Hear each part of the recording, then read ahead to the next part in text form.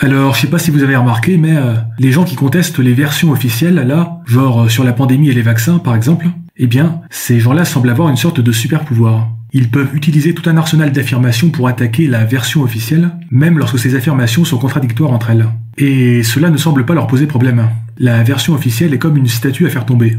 Et chaque élément qui semble instiller le doute par rapport à cette version officielle, c'est une munition qu'on peut utiliser contre elle. Autrement dit, il ne s'agit pas d'opposer une version alternative cohérente à la version officielle, mais simplement de balancer plein de petites molécules de doute sur la version officielle pour la décrédibiliser progressivement. Et cette posture donne un énorme avantage dans le débat public. La version officielle doit sans cesse se défendre, se justifier, prouver sa cohérence interne, débunker chaque nouvelle attaque, alors que les attaques, elles peuvent être complètement chaotiques et désorganisées. Elles n'ont pas besoin d'être cohérentes entre elles. Que ce soit l'efficacité des vaccins, ou leur innocuité, ou l'inefficacité de la chloroquine, à chaque fois, il faut des études coûteuses et laborieuses pour défendre ces thèses. Mais en face, il suffit d'instiller le doute en ciblant n'importe quelle partie de l'édifice. Et si tout ça, c'était de la faute à Karl Popper?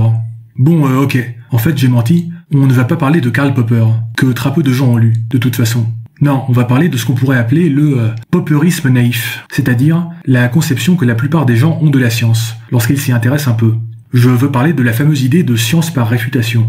L'idée que la science consiste essentiellement à réfuter des hypothèses. Alors bien sûr, c'est beaucoup mieux que de sacrifier un pangolin à Satan et de lire la vérité dans ses tripes.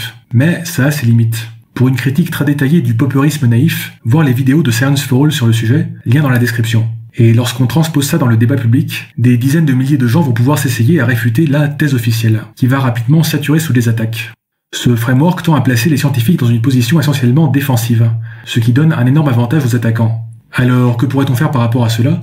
Non, là il va encore nous sortir sa propagande bayésienne. Eh ben ouais, c'est comme ça, il y a un problème. Un antidote à cela, donc, ce serait d'admettre qu'il n'y a pas une version officielle à défendre, comme une forteresse assiégée, mais plusieurs thèses possibles, auxquelles on attribuera une crédence plus ou moins forte. Crédence qui pourra varier au fil des nouvelles informations. Du coup, il n'y a plus cette asymétrie bizarre entre une thèse officielle, qui devient rapidement l'ennemi à abattre, et les autres thèses. Là, on ne peut plus se complaire dans une posture confortable de pur attaquant. Si on juge la thèse officielle peu crédible, il faut alors défendre la crédibilité de thèses alternatives. On ne peut plus dire « Ah, je pose juste des questions, on a le droit d'avoir des doutes », comme si on pouvait douter dans l'absolu. Ici, le doute et la croyance sont relatifs. Ils ne font que varier entre plusieurs thèses possibles. Et cette façon de voir les choses peut créer un certain inconfort. Car ici, rien ne peut plus être envisagé comme certain ou définitivement établi. Mais ça me semble être un petit prix à payer par rapport à l'inconfort de se faire bolosser comme de grosses victimes par tous les complotistes du net.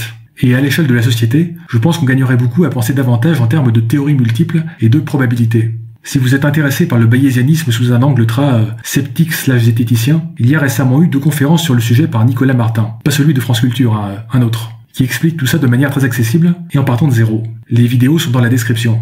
Alors, que pensez-vous de tout ça? N'hésitez pas à le dire en commentaire.